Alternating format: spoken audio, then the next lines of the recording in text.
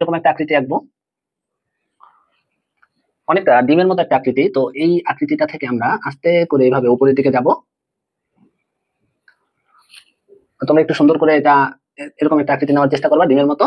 তারপর উপরে একটা, দুইটা, তিনটা এরকম দিবা। দেখ, ধরো এটা সুন্দর একটা মুরগির রান হয়ে গেছে। এখন মুরগির রান হয়েছে, চলো আমরা মুরগির ডিমটা আঁকি। এটার মধ্যে একটা মুরগির ডিম এঁকে ফেলাবা। আমার ডিমটা একটু বাঁকাতারা হয়েছে, তোমরা একটু সুন্দরভাবে আঁকবা।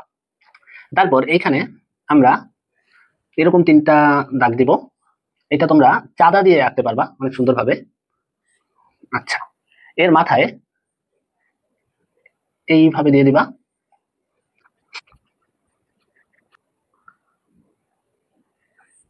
একটু বাঁকা করে বৃন্ত টাকবা। তারপরে দুই পাশে দুটা ছাগলের কান আঁকবা। আচ্ছা, ছাগলের কান আঁকার পরে এখান থেকে পাপড়ি আঁকা শুরু করবা। পাপড়ি তিনটা অংশে আঁকবা, এই সাইড থেকে একটা, এই সাইড থেকে একটা, উপরে একটা। তো আসো আমরা পাপড়ি আঁকি। এটা একটা, এই পাশ থেকে একটা আঁকি। তোমার মতো এলোমেলো করে আঁকা ভিতরের দিকে নিয়ে আসবা। তারপর এই দুইটার সাথে এইখানে একটা সংযোগ দিয়ে দিবা। ওকে, এরপরে আমরা এটাকে একটু 3D স্ট্রাকচার দেওয়ার চেষ্টা করি। তাইলে এরকম দিতে পারো।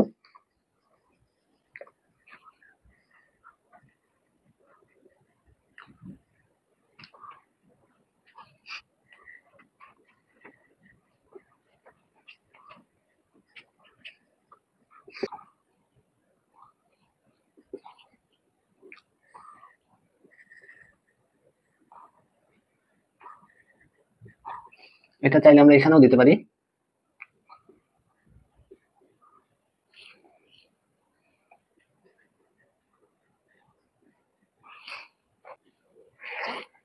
তো চলো আমরা এখানে ভিতরটা, গর্ভাশয়টা আমরা এইভাবে আঁকি। এইটার ভিতরে তুমি চাইলে একটু হিজিবিজি করে রাখতে পারো, ধরো এরকম।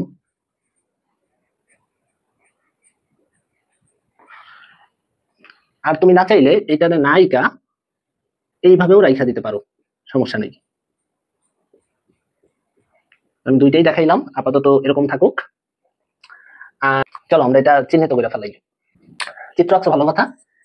এই জায়গায় অবশ্যই ফিগার দিবা বা চিত্র লিখবা বাংলায়। একটি আদর্শ ফুল, আদর্শ ফুল হিসেবে আমরা জবাকে বিবেচনা করি, তাই আমরা জবা ফুলই আঁকছি। একটি আদর্শ ফুল, এই কথাটা না লিখলে কিন্তু পরীক্ষা নাম্বার দিবে না, ঠিক আছে।